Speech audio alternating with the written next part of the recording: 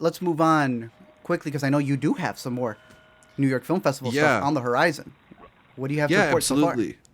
Well, I do want to give a quick shout out to New York because the festival is officially starting on Friday. I've already been going to some press screenings for about a week, Whoa, but big man. it's fancy.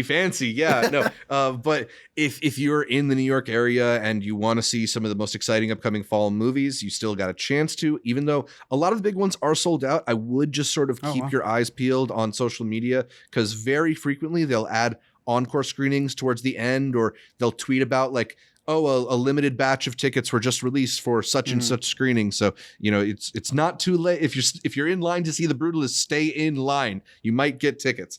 I did see The Brutalist last week, and Okay. we talked about it a little bit on our TIFF recap, but it is every bit as massive of an undertaking as people are alluding to. Like I don't know if I'm quite yet ready to declare it the next great American movie, but like it is a Aw. film that I'm sure I'm going to continue thinking about for weeks and months and maybe years. I'm really excited to talk to you more about it once you get the chance to see it, because I believe it's coming to Chicago as well. I don't Right, for remember, real? but Let's I go. think so. Yeah. It better be. But the movie I'm going to go see after we stop recording today is Anora, probably my most anticipated from the lineup here. The new film from Sean Baker, who, if you know, Tangerine, The Florida Project, Red Rocket, Starlet, just one of our most exciting indie filmmakers out there, and a movie that already won the top prize at Cannes, got a People's Choice nomination at Toronto. So people are really responding to this one. Very excited for it. But aside from those two films, there's a lot of exciting stuff there. Luca Guadagnino's new film Queer, which stars Daniel Craig. Ramel Ross's narrative feature debut, Nickel Boys, which has been getting really interesting reviews So out of excited for this. Telluride, Yeah. and is kind of like a stealth Oscar contender at this point. I think it might get one of those top 10 Best Picture Hell slots. yeah. Nice. I read the book for this one too, and it's a really Good. incredible story. So I'm very Send me excited pictures. to see how they adapted. There's some really interesting stuff about how he chooses to shoot the film that I don't want to necessarily want to spoil for everybody, but Okay. it sounds really exciting. The new Pedro Almodovar is here, The Room Next Door. The new Steve McQueen is the one that I'm probably also Blitz? really amped for. Blitz, which is a film that takes place in London during World War II. You also have Saoirse Ronan in this film. Steve McQueen is just like I feel like he's like one of our goats specifically. We've talked a lot about Yes. his work on Intercut, Mhm. and we tried to sing the praises of Widows, which is a movie that so many people overlooked.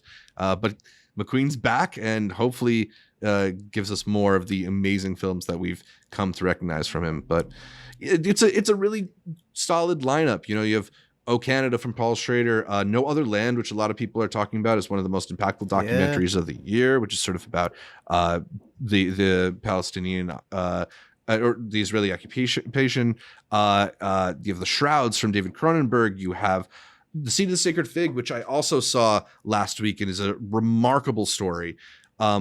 Shout out to A Real Pain, which we loved out of Sundance. It's going to be at the festival. I'm also really looking forward to Pavements, which is the new film from Alex Ross Perry, which is kind of like a documentary narrative hybrid about the band Pavements. And Alex Ross Perry is always a very interesting filmmaker, so I'm fascinated to see how he's going about this one. It's a really excellent lineup. And beyond just those really splashy films, you have movies like Dahomey and Hard Truths and Grand Tour and I'm Still Here and EFIS. Shout out to EFIS, which our buddy Taylor J. Williams, I think, was part of the crew of. I've heard really great things about that one. Okay. So up and down the lineup, there's a lot of exciting stuff to see at New York Film Festival. I'll continue to be talking about it for the next 2 or 3 weeks here on the podcast. Sounds good. Really throughout the rest of the year, because these movies will be coming out over the course of the next few months. And a lot of them are very, very exciting ones. Best time of the year, baby. Yeah, this is the Good movie stuff. Christmas this season. Don't forget, Sliff, right on the horizon as well. Shout out Sliff. Shout out Sliff. Shout out Chicago International Film Festival. Shout out All Philadelphia International Film Festival. All good stuff. As we always say, yeah, just search up Film Festivals United States Wiki. It will give you a list of everything. Look for your state. We guarantee you don't always have to travel. let people travel, tell you what was good, and wait for it to appear near you, either in New Orleans or in Philadelphia, or there's a bunch of places from Florida to St. Louis, like we were mentioning. A lot of hometown film festivals will be bringing those in.